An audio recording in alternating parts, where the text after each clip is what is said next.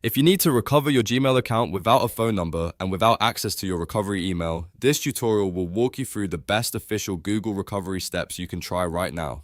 The key here is to use the same devices, browsers, and locations you've used before because Google looks for signs that you're the real owner of the account. So stay calm, follow each step carefully, and give the recovery process your best possible answers. If this video helps, make sure to hit the like button and subscribe for more simple tech tutorials. Let's get started.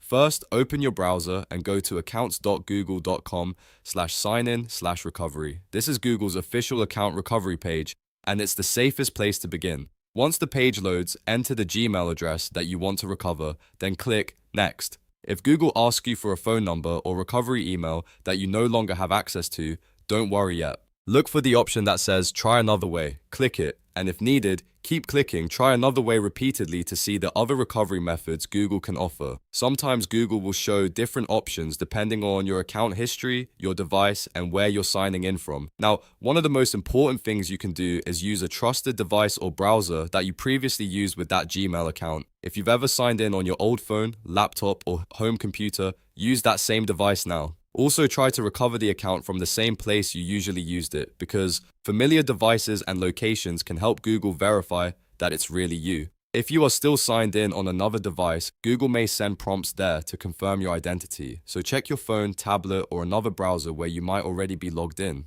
If you see a Google prompt asking if it's you, approve it right away and follow the instructions on screen. This can be one of the fastest ways to regain access when you don't have your phone number or recovery email. If Google shows you recovery questions, answer them with your best guesses instead of skipping them. Even if you're not 100% sure, it's better to provide your closest answer than to leave it blank.